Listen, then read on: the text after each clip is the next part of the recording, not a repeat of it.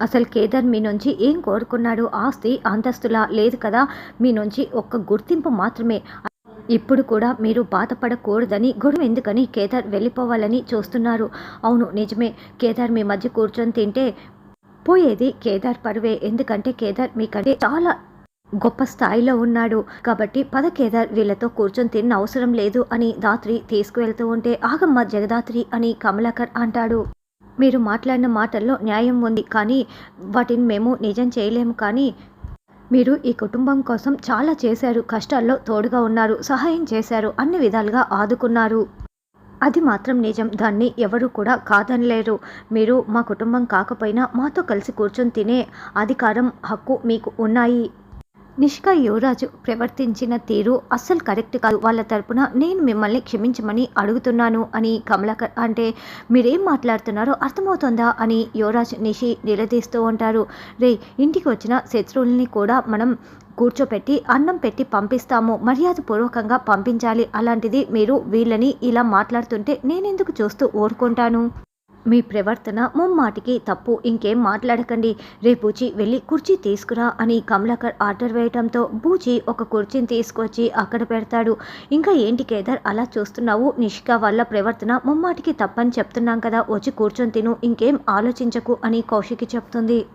వెళ్ళు కేదార్ అని ధాత్రి కూడా సైగ చేస్తుంది. దాంతో కేదార్ కూర్చొని ఉంటే యువరాజ్ నిలబడే ఉంటాడు. రే యువరాజ్, ఇంకేం మాట్లాడుకు, వచ్చి కూర్చొని తిను అని చెప్తున్నా కదా అని కమలాకర్ అరుస్తూ ఉండటంతో యువరాజు ఇంకేమీ మాట్లాడకుండా కూర్చొని కోపంగా చూస్తూ ఉంటాడు. వదిన, ఏంటి చూస్తున్నావు? వడ్డించు అని కమలాకర్ అంటాడు.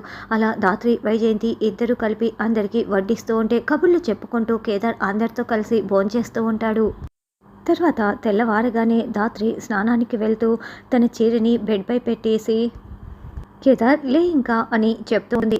ఆగు ధాత్రి, కాసేపు పడుకోనివ్వు అని కేదార్ ఆ చీరని చుట్టేసుకొని నిద్రపోతూ ఉంటాడు. ఈ లోపల ధాత్రికి వాళ్ళ నాన్న దగ్గర నుంచి ఫోన్ కాల్ వస్తుంది.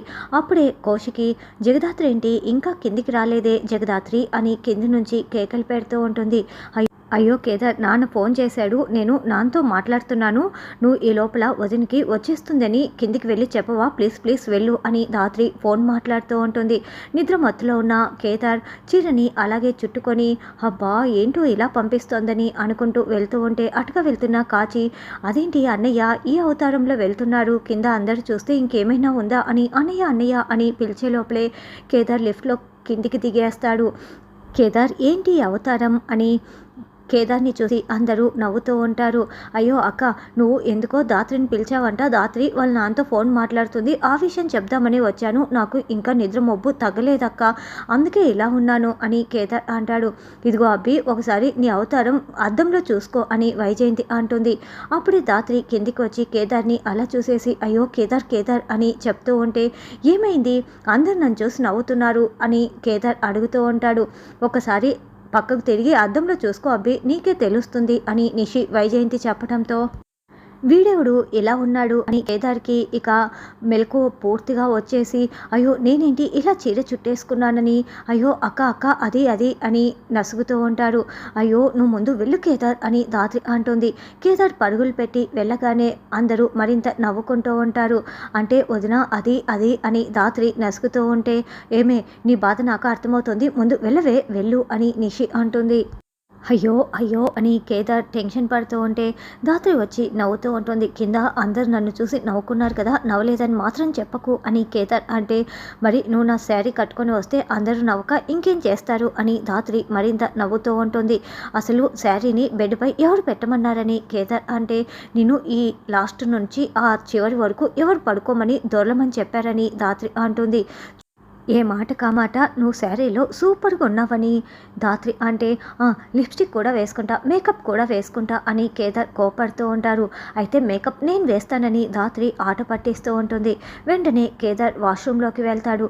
కేదార్, నేను ముందు స్నానానికి వెళ్ళాలి, రూల్స్ బ్రేక్ చేయకు అని ధాత్రి అంటే, రూల్స్ ఉన్నదే అప్పుడప్పుడు బ్రేక్ చేయడానికి ధాత్రి, ఈరోజు నువ్వు నన్ను చూసి నవ్వినందుకు 1 అవర్ నేను వాష్రూమ్లో నుండి బయటికి రాను, ఇదే నీ పనిష్మెంట్ అని కేదార్ అంటాడు. సరే త్వరగా రా కేదార్, మళ్ళీ ఆఫీస్కి వెళ్ళాలని ధాత్రి అంటుంది.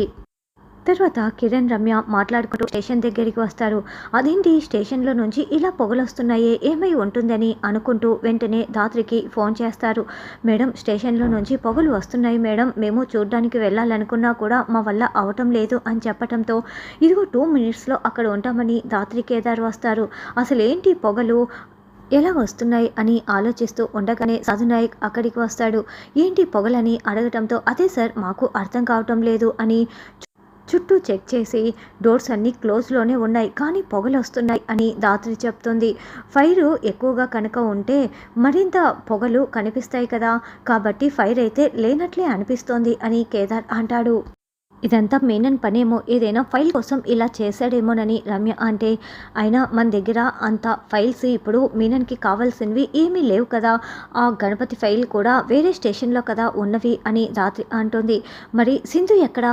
సింధు లోపలే ఉండి ఉంటుంది. అయితే సింధు లోపల పొగలో ఇరుక్కుపోయిందా, మేము వెళ్ళి చూస్తామని ధాత్రి కేదార్ డోర్లని పగలగొట్టి లోపలికి వస్తారు. ఏంటి సింధు ఎక్కడా కనిపించట్లేదే అని కంగారు పడుతూ ఉంటారు.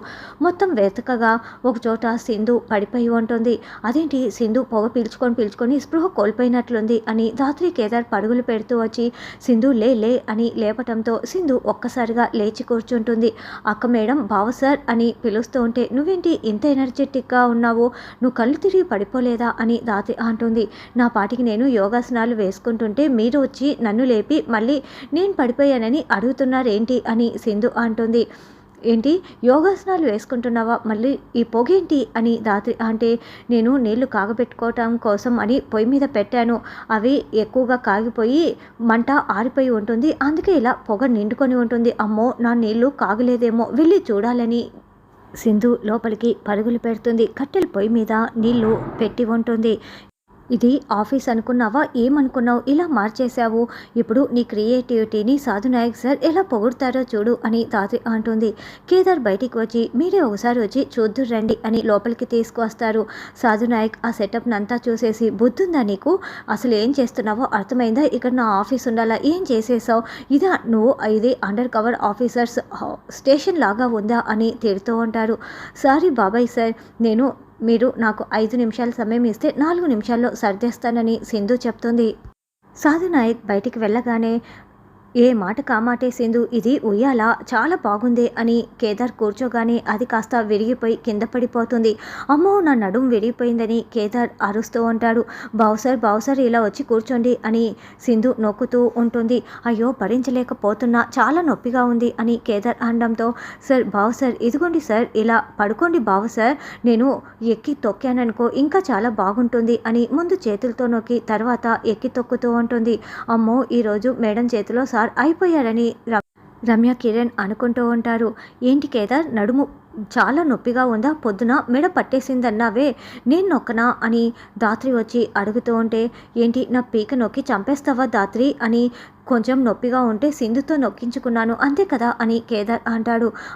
నేను నిజంగానే నీ పీక నొక్కేస్తానని ధాత్రి మండిపడుతూ ఉంటుంది. ఏంటి, ఒక్క రూమ్ కూడా సింధుకి దొరకలేదా అని ధాత్రి అంటే, ఈవిడికి నచ్చిన రూము వాళ్ళు ఇవ్వటం లేదు, వాళ్ళు ఇస్తానన్న రూము ఈ సింధుకి నచ్చటం లేదు, ఇక క్వార్టర్స్లో ఉండమంటే మాత్రం ఓల్డ్ కన్స్ట్రక్షన్, నాకు పడదు, సైనస్ ప్రాబ్లం అని చెప్తోందని రమ్య అంటుంది. చెప్తా నీ పని అంటూ ధాత్రి బయటికి కోపంగా రావడంతో, ధాత్రి ఆగు, ఏదో నొప్పిగా ఉండటంతో ఎవరు తొక్కుతున్నారో చూసుకోకుండా తొక్కించేసుకున్నాను, సారీ అని కేదార్ అంటే, లేదు, సింధు వచ్చిన దగ్గర నుంచి నువ్వు మారిపోయావని ధాత్రి అరుస్తూ ఉంటుంది. ధాత్రి, ఇదిగో ఈ లాఠీ తీసుకొని నన్ను కొట్టు, అంతేకాని అంత మాట అనకు అని కేదార్ లాఠీ ఇవ్వటంతో, కొట్టాలా అంటూ ధాత్రి లాఠీ తీసుకొని కేదార్ని చితక్కొడుతూ ఉంటుంది. వద్దు ధాత్రి అంటూ కేదార్ పరుగులు పెడుతూ ఉంటాడు. తర్వాత మీనన్ ఆదిత్య మినిస్టర్ దగ్గరికి వచ్చి, మీరిద్దరూ ఎందుకు అంతలా కంగారు పడుతున్నారో నాకు అర్థం కావటం లేదు అని చెప్తుంటే, ఈరోజు ఆ గణపతిని కోర్టుకు తీసుకువెళ్తున్నారు, మరి మేమిద్దరం భయపడకుండా ఎలా ఉంటామని మినిస్టర్ అంటాడు. అసలు ఏంటి మినిస్టర్, నేను చూసుకుంటాను కదా అని మీనన్ అభయం ఇస్తూ ఉంటాడు.